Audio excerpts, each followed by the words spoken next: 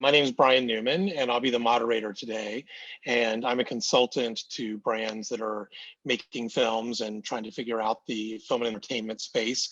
And full disclosure, I am also a consultant to REI. So I'll be asking some questions I know the answer to as I lead this discussion.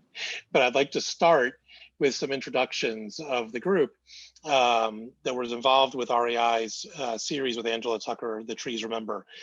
So first, I'll open it up with introducing Paolo Matola, who's the head of REI's Co-op Studios. Thanks, Brian. Nice to see everyone in the brand storytelling community, and thanks to Angela and Hannah for joining us as well. So I lead REI Co-op Studios. That is our content arm that develops films, podcasts, editorial, multimedia at large that is intended to help audiences see themselves in an outdoor life and hopefully see entertainment that focuses on the transformative power of nature. So we're excited to talk to you today about this series that certainly represents that on many fronts. And joining us also from REI is Hannah Boyd. Hi, I work on Paolo's team focused on REI Co-op Studios work, and I focus really specifically on our shorts and series, and am so excited about the Trees Remember series. And for those of you who haven't seen it, it's phenomenal in my opinion, and it's been amazing working with Angela Tucker on it. So, and with us today also is Angela Tucker, who is the filmmaker of the series. And I've known Angela for a long time, but I imagine that Angela is pretty new to the brand storytelling community. So I've asked her to give a little bit longer intro background on her career. Hi, thanks for having me. My name is Angela Tucker. I am a filmmaker originally from New York City, based now in New Orleans, Louisiana. And I work both in narrative and documentary genres. My work is really specifically about underrepresented communities. My company, Tucker Girl, that's really I would say the mission statement of all the work that I do. So I directed a feature-length documentary called Asexual that was on Amazon and Hulu and Netflix and all that stuff. And I produced a film called Belly of the Beast, another documentary that's on PBS right now. And in the fiction space, I did a feature-length film called All Styles that you can now watch on Showtime. So, and I've done a ton of kind of shorter work. And that's why this was such an exciting collaboration, because I love making short films. I've made a ton that have been in different festivals and things like that. And I just love the ability to tell stories this way. So when this opportunity came up, I was really, really excited. So thanks. Great, and we'll dig into how this came together in a second, but Drew, who's in the background, I'm gonna ask to play the trailer, which is just 30 seconds. Follow me. Where are we going? She needs to understand what's happening, and she needs to hear it from me. Thomas? I'm gonna tell you everything, just like how Ma Haley explained it to me. That's the magic. They come and they go.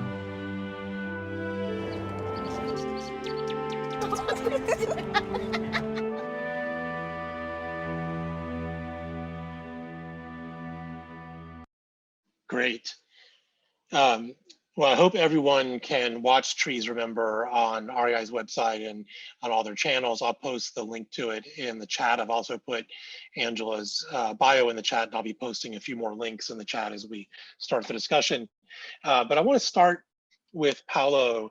Why does a brand start a studio? Tell us a little bit more about the thinking behind REI and content. Starting a studio is a crazy idea. It's a crazy amount of work, as all kind of brand marketers know. But really, it makes a lot of sense at REI uniquely because our mission is to get people outside, and so we certainly do that through product and gear. We also do that through experiences, and it's actually a pretty natural extension for us to create a studio, to create more stories, to help more people see themselves outside.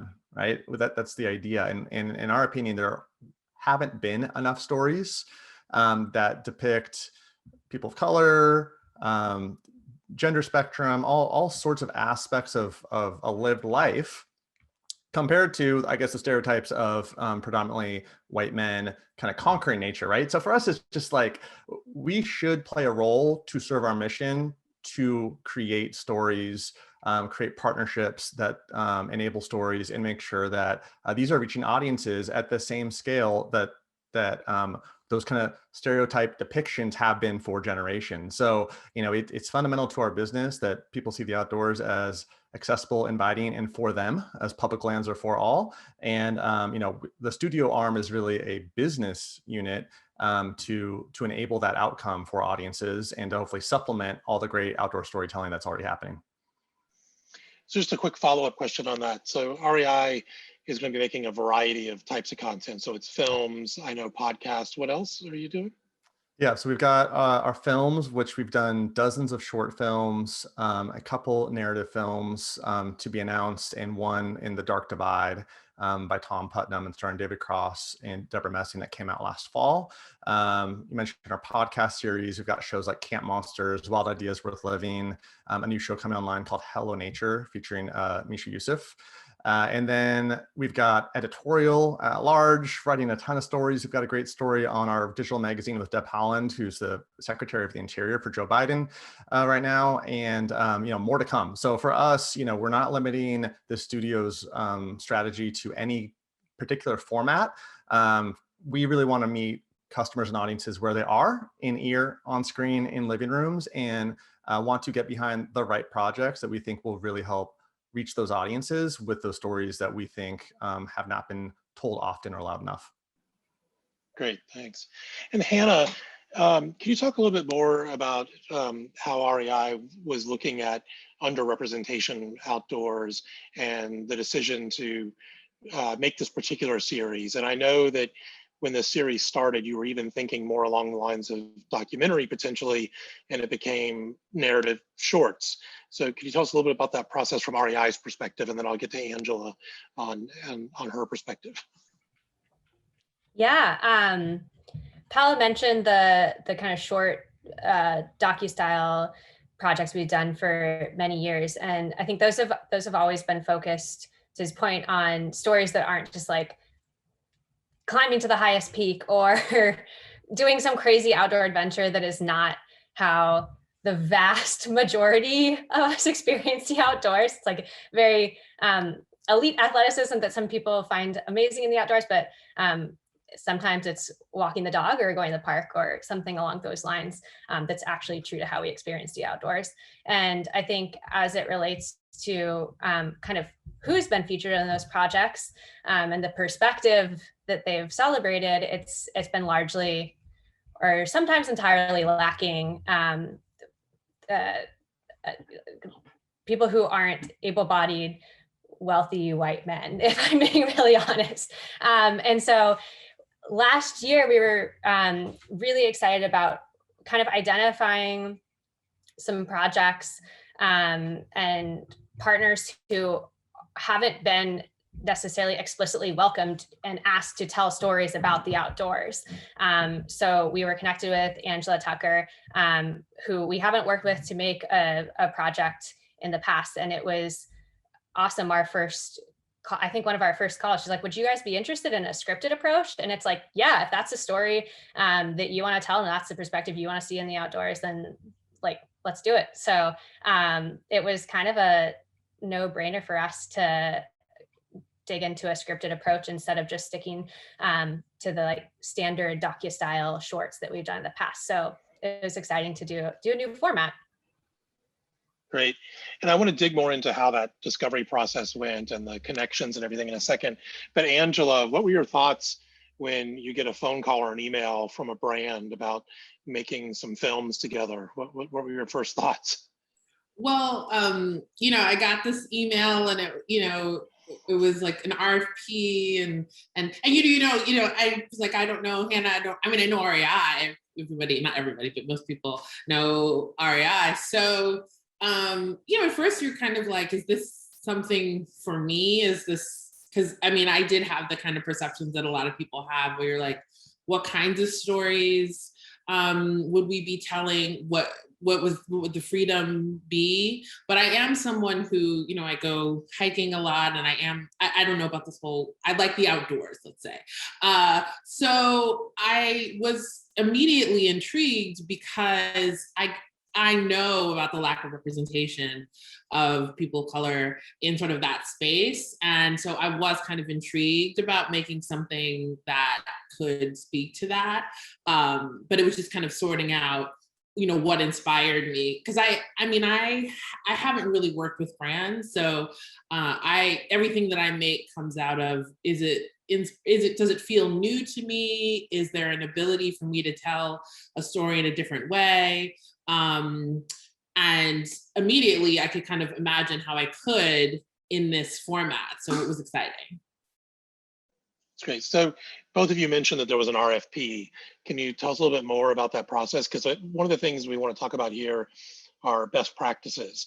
And I think that was an important part of this process, that, you know, you weren't just going out to millions of people and asking them to submit in a contest or completely for free or something. So Hannah, can you explain from REI, or Hannah or Paulo, either one from REI side, about the RFP process? And then I'll ask Angela from her perspective the same. Yeah, I can speak to a couple go ways of ahead, working, Paul. and then Hannah, you can pick up on the RFP on this one in particular. You know, in general, we are just receiving a lot of pitches for projects, and we act on a lot of those. So there's a couple different ways that you know, we associate ourselves or partner, and it's not actually that often that REI has been proactive. In this case, the total business at REI really wanted to get behind storytelling in the summer, so it kind of created a timeline that REI was driving, and so therein for this particular project, we moved forward in an RFP kind of document just to specify exactly what we needed, kind of when we needed it, while allowing some of that creative room that has to exist for good creative and production to happen. So Hannah, you can speak maybe more to this one. Yeah, and I think I mentioned about how I think the outdoor industry storytelling circle can become quite small, and it's not necessarily historically been a place where voices are just proactively invited to the table. So I think one of the key ingredients to a successful RFP is getting in touch with the right folks who can make recommendations for people. Like, I mean, Brian as a phenomenal example, but Brian's broader network of folks who have, you know, brought to our attention Angela's stories and stories from other individuals who haven't been working in the outdoor space in the past necessarily. So I think finding great partners is key. And then, yeah, we ran a compensated RFP. So it's not just asking for kind of free work. And then, yeah, I think really understanding each respondent's perspective separate from just a deck, like actually talking through the meaningfulness behind the projects and like why those are the stories that partners want to see in the outdoor space, I think is absolutely imperative to actually, you know, ultimately moving forward. Great. And Angela, I want to get a little bit more information from you about that process, but also your decision to make these types of films and what influenced that, because I've known your work predominantly in the doc space, and so it was a surprise to me too, and a pleasant one. It was great to see the proposal and then see what ended up coming together. Yeah, I mean, well, I should say that, like, in my background, I worked at this company called Big Mouth Productions. It's a social issue documentary company. And I was director of production there for many years. And so I really started out as a producer. And so I mentioned that because the RFP process could be intimidating if I didn't like spend years basically like making short videos in production, you know. So I had a sense of the kind of scale that was possible with the amount of money and the timeline and all of that. So I really come at things from that perspective. So, okay, like this is the amount of money, this is the kinds of stories, this is the amount of time I could do, what was possible. And that was a part of why I decided to do a narrative story, actually, because I felt a little bit like I wanted to, yes, work more in the narrative space, be able to make something that was very beautiful and that I could control in a very unique way. And narrative storytelling allows for that in a different way than documentary. But I also felt like I wanted to spend the time kind of on the back end, getting everything together, versus with documentary, a lot of the time is finding the right, subjects, creating the right situation, that kind of thing. So that drew me to the narrative idea, I think. I also, when we were putting together the deck, one thing that's important to say is I think it's really great that REI did a compensated RFP, because it's a very involved RFP process. So it was nice that if I didn't get it, it would just be like all of this work.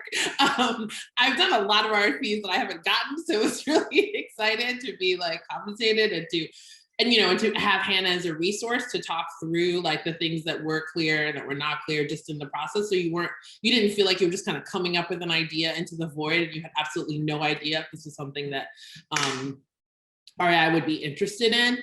So that was really an important thing for me. But I feel like you asked me another question. Now I forget. No. So go ahead. Yeah, I got it now. I will say with the deck, and this is sort of responding to another question that Brian had.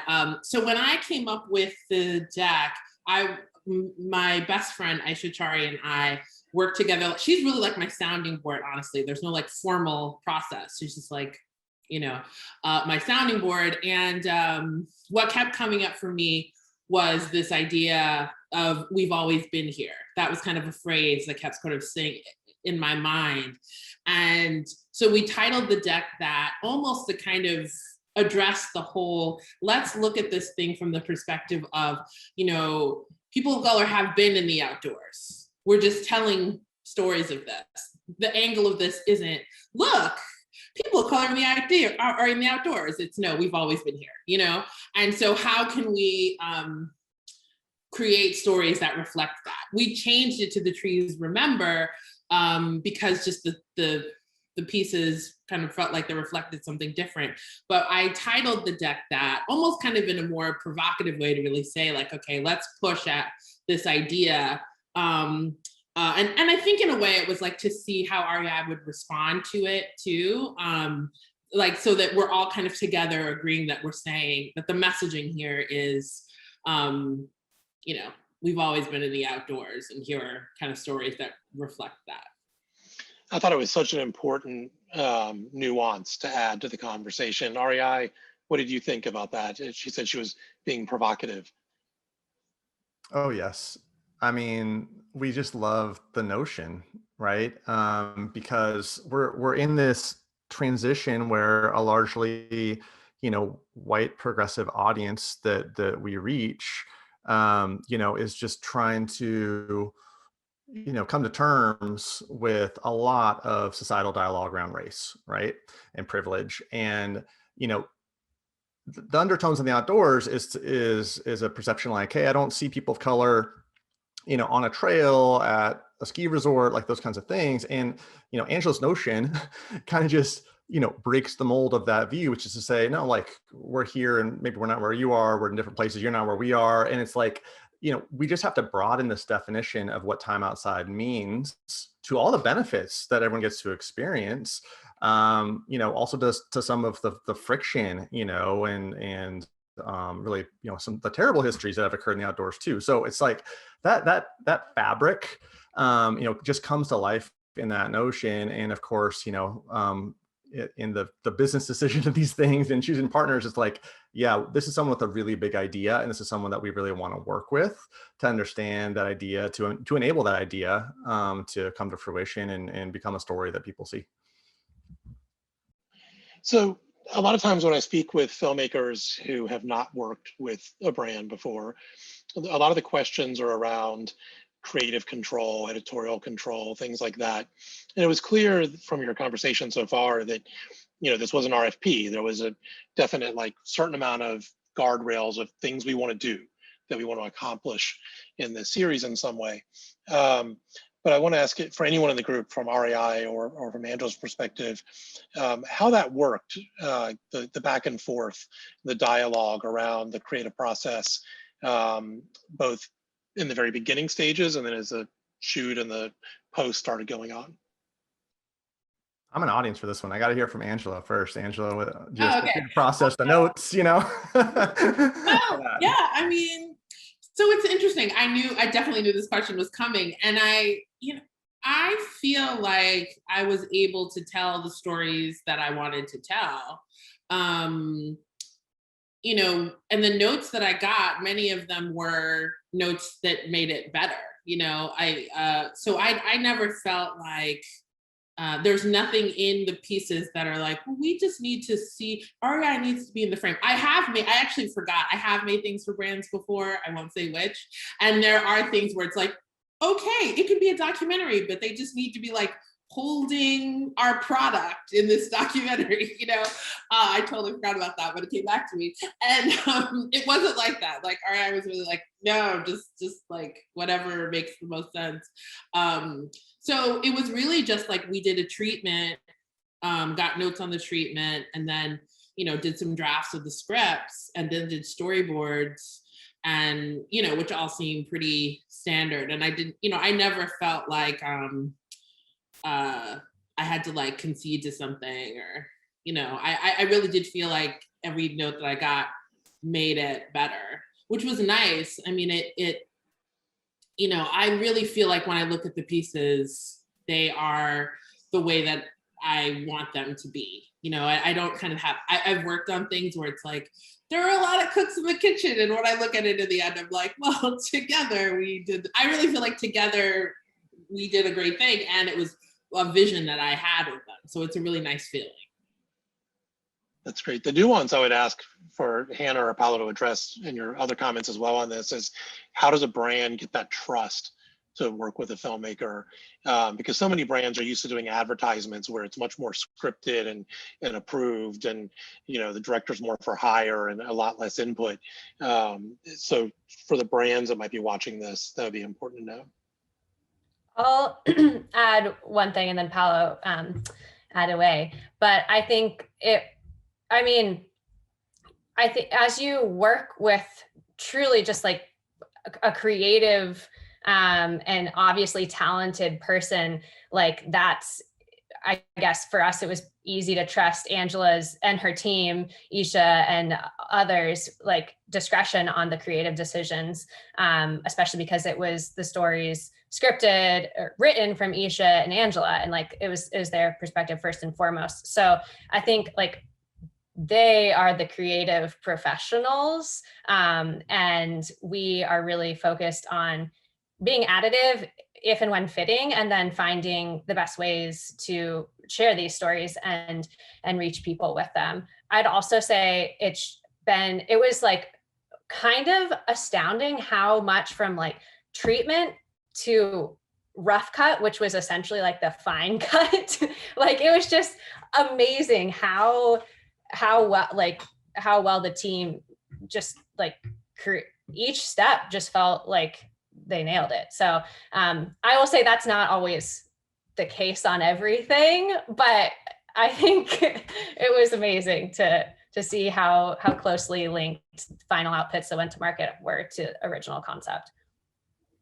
Yeah, when I think about the role a brand plays, right? The difference between a brand coming into a creative project and something that's other than a brand or a media brand driving it is objectives, right? When we think about brands showing up in the space, there's multiple objectives. They want to create content to serve, you know, another business need, right? In our case, you would define that, you know, as retail.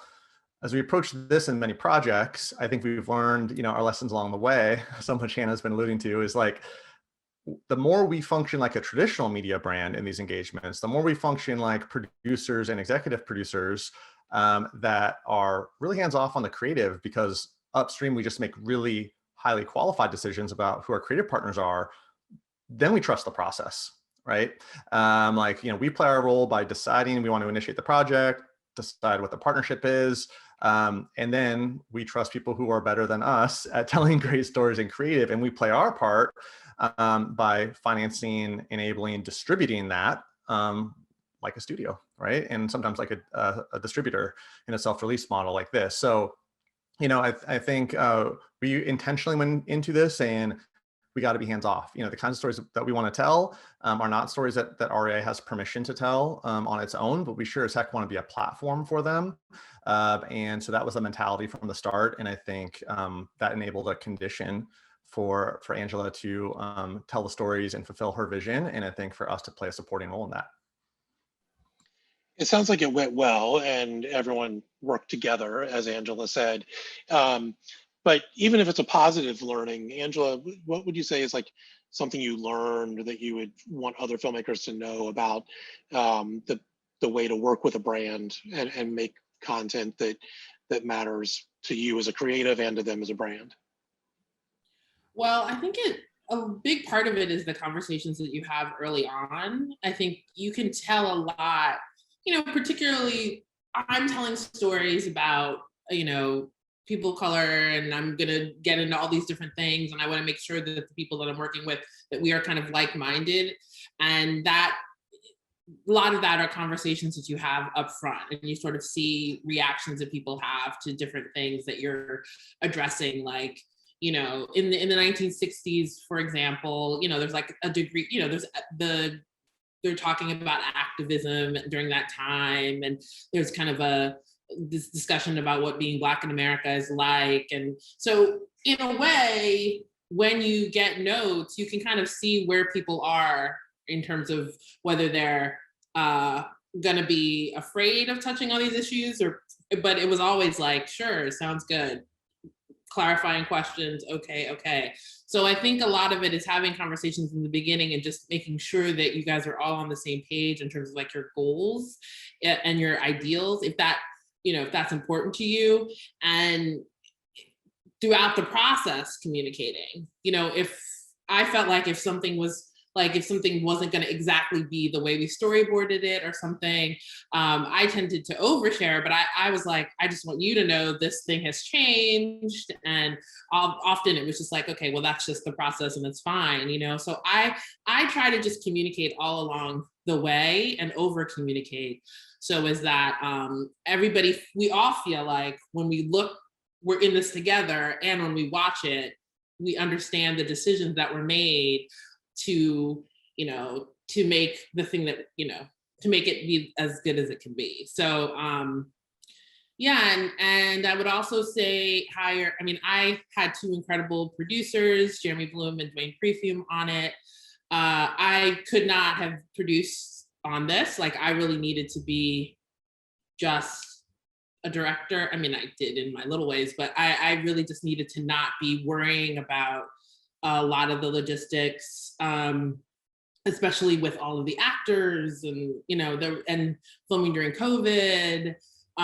So I decided to bring on more help than I normally do, and it was like 100% the right decision, because it would have been a lot to have also been involved in sort of the producing thing. So I would also say, if you're a director and you're working in kind of a big project, and to empower other people on your team to speak directly to the brand too. So it's not just like they're interfacing with one person and they can only interface with one person. That's just a lot of pressure. So I was very adamant about sort of empowering my team to be able to like, well, if you have a question about that, email Hannah, So those would be the tips I had. Every brand is different. You might not be able to do that with other places, but that was kind of how we handled this. So that's smart advice. Yeah, also worth noting, and Hannah, you may want to jump in on this. Like, we signed up for a level of difficulty here, and just kind of what the approach was, right? Like, the brief was, let's create something that is talking directly about race and diversity and representation in an outdoor context. And I think a lot of brands would deliver like a film, like a short film, a long film, and we've got 3 films here that are also set, in different decades with different storylines. So, we kind of signed ourselves up for 3X to the help that I think all of us needed to get this done on time. And Hannah certainly played the key role at REI to see that through, and also advocate for it internally, like wrap all of our partners' heads around like, hey, like what's the story? What are the stories? How do these tie together? Like what locations, what decades, what storylines? And it was a lot, like we signed up for a lot, and it's a amazing vision to be that comprehensive and nuanced about how these stories show up. And it was like, it was a lot of work to manage. And Angela and team did an amazing job getting all that done.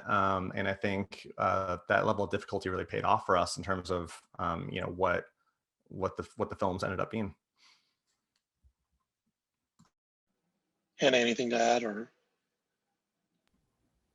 No, I think Paolo said it. Okay, I couldn't tell if you were raising your hand or not. So I want to talk a little bit more about diversity and equity behind the camera. But before I do, today's New York Times, June 30th, has a big article about a Catholic school in Newark, New Jersey, that takes kids who are predominantly African American and from a lower income Newark neighborhood as well, on hiking trips. And but they've been doing it for 35 years. It's not new. They've been doing this. But at the same time, when the kids are on the trail in the story, they pointedly point out that they're on the Appalachian Trail. They passed a lot of other white hikers, but not a lot of other Black ones. So just real briefly, Angela, first from your perspective, and then someone from REI on the outdoor industry perspective, tell us a little bit about what's going on here in terms of people's thinking about diversity and race outdoors. And Angela, how you approach that. Well, it's a complicated question. I mean, there's like how I approach it is me in terms of, when I go hiking, I went during the pandemic, I went to Utah to go on a hike, to just like go hiking and just clear my head and just, and yeah, I mean, I didn't see anyone Black. And I think there's a lot of reasons for that. I think a lot of that has to do with the work that REI is doing here in terms of making the outdoors not feel more like diverse. But I don't know. I mean, there's a lot of reasons for that. I can't speak to it. I think that I just kind of prioritized in this piece thinking about when I think of the outdoors, what do I think of? And I think a lot of people think of something extreme sportsy, right?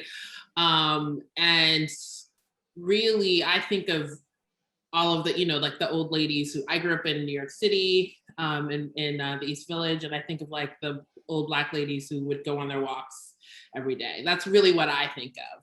And that's really the same, that's the same as hiking, walking, just in a more extreme way, but I'm excited that these pieces speak and are about Black people in the outdoors, because I do personally know the benefits of the outside to me, to my mental health.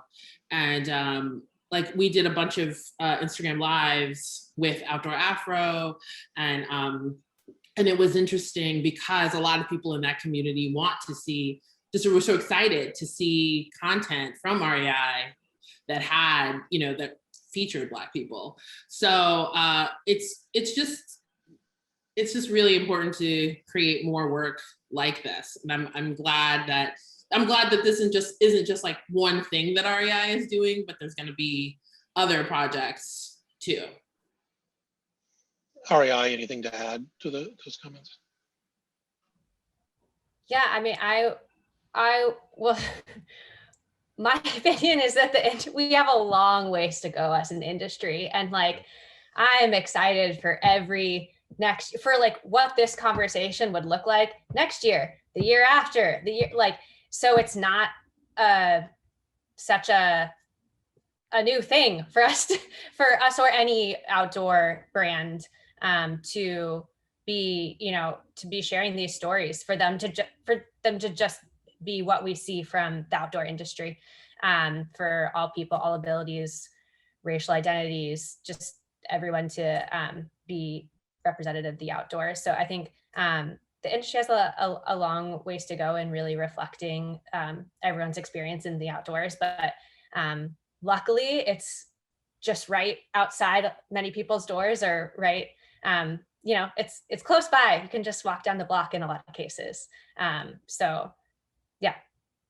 Yeah, and I'll just add, we got a long ways to go. We've been doing some work. I don't think the stories have as much integrity or credibility associated with our brand if we weren't doing other things as well. And I think about, our philanthropy to hundreds of nonprofit organizations, our work in fostering BIPOC-led like gear and apparel makers.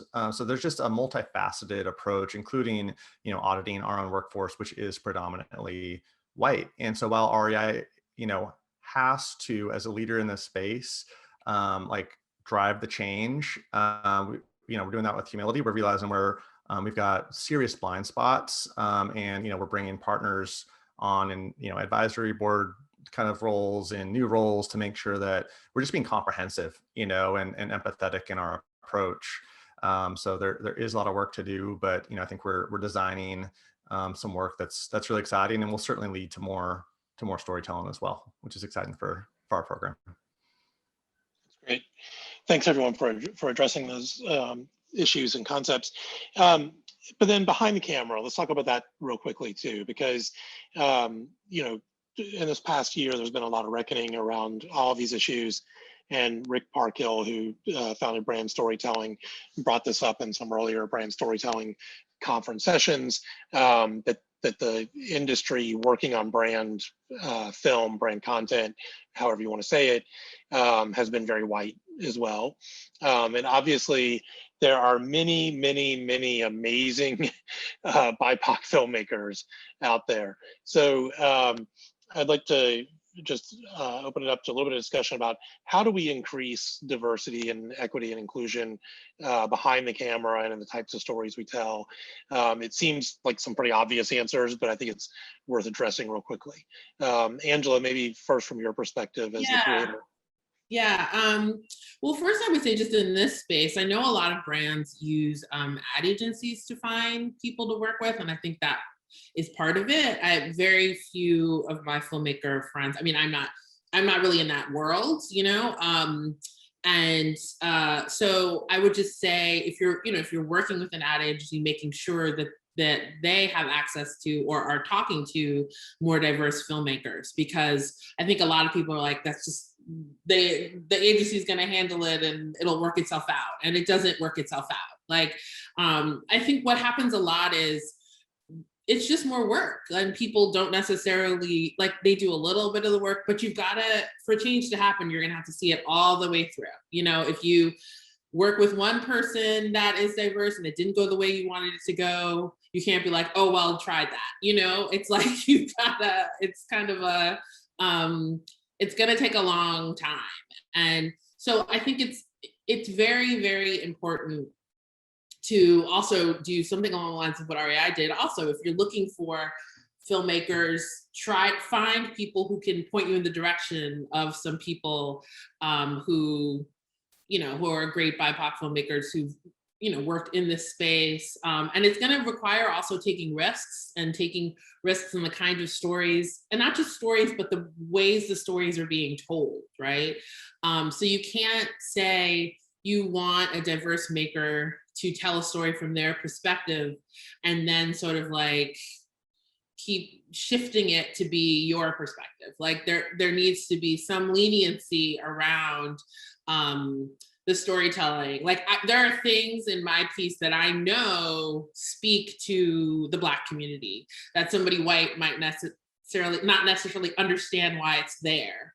But when you strip your work of all of that, then you are kind of creating it in a white gaze. So you have to really create the space for makers to create things that maybe you don't necessarily understand in the pieces that they're making for you, but they do resonate with the audiences that you want to reach. So it's really like you got to kind of chill out a little bit and just be zen about the process is really what I would say. If you want to work with, in trying to work with more diverse people and just people you've never worked with before, honestly. That's such a great answer, and a lot of things I hadn't thought about before. Thanks. Paolo, you're about to jump in. Oh, I was just say, I mean, for me, it's just about time and venues, so, spending the time to network, create conversations, some patience for that network to change and mold. And then venues, right? Like we've got in the system of the supply chain of like kind of entertainment and filmmaking, it's like you've got, film festivals and studios and networks, and all these kinds of things. And like, maybe they're just different venues that, I'm not spending time in, other brands aren't spending time in, to create that network, because, there's just these echo chambers that sometimes occur in these environments. And of course, those environments are changing too. When I think about the progression film festivals are making in particular, but it's got to be multifaceted at multiple points, in the process of finding and discovering creatives and projects, and it takes a lot of time for sure, and time well spent. Great. And Angela, you and I both know each other from the film industry, and so we know a lot of these organizations, but could you quickly just name a few of the organizations that are, there's a lot of them, so obviously you can't name all of them, but some of the organizations that are working to connect diverse filmmakers to projects, not just with brands, but with others as well? Well, I'll just shout out some of the organizations Sure. that we're working with to get the films out. We did a screening with Black Star in Philadelphia, and they're a great organization. They have a film festival in August for Black filmmakers, and also just like very Philly, the Philly community.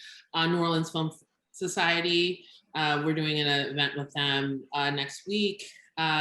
So those are two great festivals. And then in terms of just organizations, I mean, there's Firelight, there's Film Independent, there's Gotham now, not IFP. There's a lot of different organizations. But I would honestly recommend going into the film festival space, looking at different shorts by filmmakers of color that are just of interest, and kind of going there, because the best stories are being told in the kind of short space at festivals. So, pick any festival that you like and respect, and watch some shorts.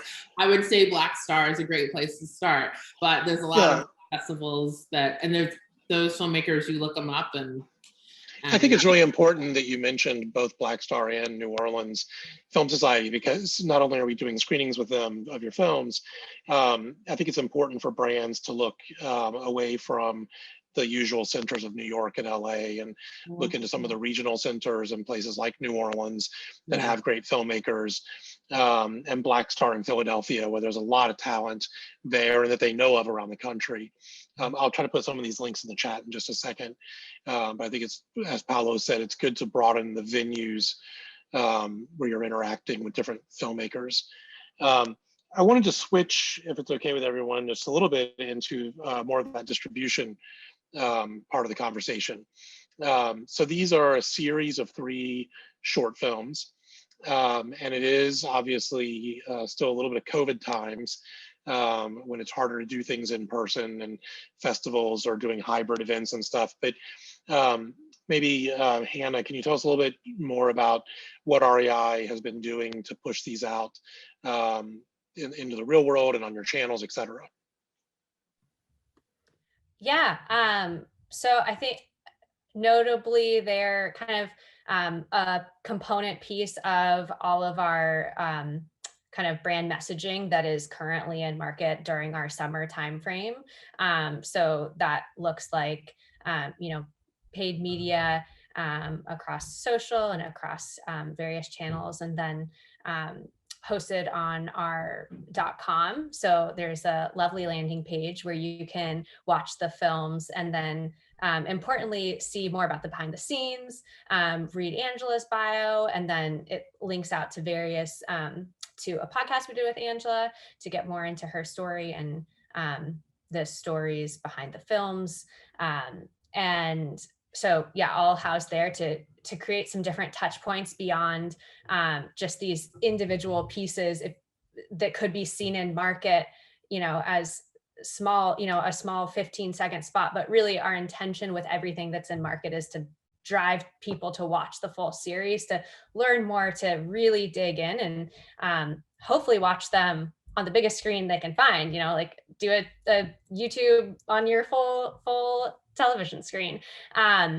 So I guess that's a bit about the distribution approach we've had, really intentionally trying to create content extensions beyond just the pieces themselves. So they all kind of, podcast episode, behind the scenes and other pieces that make it feel kind of like a whole series experience. You mentioned, go ahead, Paolo. You mentioned Instagram Live stuff that you did. Can you tell me a little bit more about that?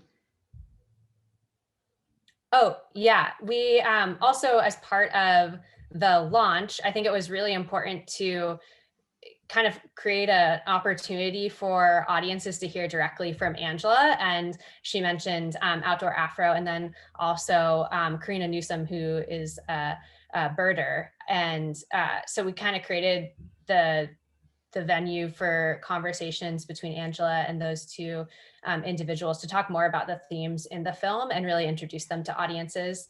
And yeah, just kind of, everyone's become so used to seeing Instagram lives on the top of their feed. And it's, I feel there's so much amazing, so many amazing stories that can be told through that, because it's just a candid conversation with folks in a live venue. So I feel like that was a really great opportunity for Angela to have the space to talk about them firsthand.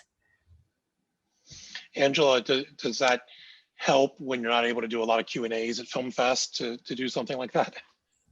Yeah, it's so interesting too, because like when you just did Q&As, in a way, it was a more controlled amount of things that you're talking about. Now with these Instagram lives, which I've done for a lot of different things now, it's like, wow, it's like an hour. Yeah, but it's, it was fun. It was actually a great opportunity in this case to, though I do things in the outdoors, I've never really joined a lot of these different groups like Outdoor Afro and that kind of thing to have these discussions. And it was almost like, it was great to introduce the work to this community, because this community has been hungry for it in a different way. Because they've really been in these very white spaces having these conversations that a lot of people weren't necessarily interested in having. And so once I got in the Instagram lives, I realized how important it was to create this work for them almost. Like, here's this work in this REI platform that you're on all of the time that is speaking to stories that you're familiar with. And I know, just as a person of color, when I am engaging with the brand and all of a sudden I see a story that feels very like authentic to my experience, I'm like, wow, it really kind of, it's really exciting. So it was nice to do those. We did one screening in person for Black Star, and we're going to do this more. I'm really excited to do more in-person safe screenings, because you're a filmmaker and you want to see your films with an audience. It's amazing, the online thing, and that so many people get to see it, but you have no idea who's seen it, Yeah. And so just some in-person screenings, I'm excited to be around some people who've seen Well, it. we've done Black Star, and we've got the New Orleans Film Society screening coming up in July. All of those are on the website and in the social media as well. And we're working on multiple other film fests that are hoping to show these films. Even though they're already online, most film festivals are still interested in showing good films, especially shorts, even if they've already premiered elsewhere. We need to wrap up in just a second, but just any last thoughts from any of the panelists? I'll start with Paolo, and then Hannah, and then Angela, and we'll wrap up. No, just want to thank everyone for the time and tuning into this discussion. My hope is that from this kind of brand storytelling community, we get to see a lot more projects, that are addressing diversity representation directly or indirectly. And, I'll just add on the distribution piece. There's just real kind of strategic decisions to be made around, self-releasing on a timeline, because you need your audience to see it, you need your customers to see it. And that in contrast to maybe a more of a traditional entertainment release in which, film festivals are dictating timelines, or some of those premiere kinds of approaches. And I'd say, we're experimenting with that. We'll try it different ways. We're really proud of the way that this went online at the time it did. And, the organizational support we were able to get behind it to get it out there. And we're very hopeful, like you said, Brian, that the creative community and film festivals will really acknowledge us for what the films are, which is just wonderful storytelling that I think, deserve those venues and that association. So we're rooting for Angela. In that spirit, I'll just say I hope you watch the films and watch Angela's other work, because it's all really good. So I'll just add that. Angela. Well, first of all, I'm so grateful for the opportunity to have made these projects and to work with REI in this way, and to the idea of making something that was very ambitious. I mean, it's 3 different time periods, and I wanted it to feel really epic, and I think we were able to do that, and that was just such an exciting gift. So I would just say, watch The Trees Remember on the REI site, and please, to this community, hire more diverse directors to tell stories, because you'll be able to make a lot of different interesting work. Well, thanks everyone for joining us and bringing this story to the brand storytelling community. I will add, not just to watch those films, but to look up Angela's bio and her IMDb and watch her other films as well, and the one she's got in the works for the future. And thanks everyone again. I'm going to turn it over to Drew Parkhill with Brand Storytelling, and thanks for joining us. Thanks so much, everyone. If you're just joining the stream, or you missed a portion of it, or you'd like to share it with somebody later this week, keep your eyes peeled. We'll have it posted on YouTube later today or tomorrow. Thanks so much, Paolo and Hannah and Angela, for putting together this beautiful story. And thank you, Brian, for bringing it to our community. Really appreciate it. Have a good weekend, and happy 4th of July.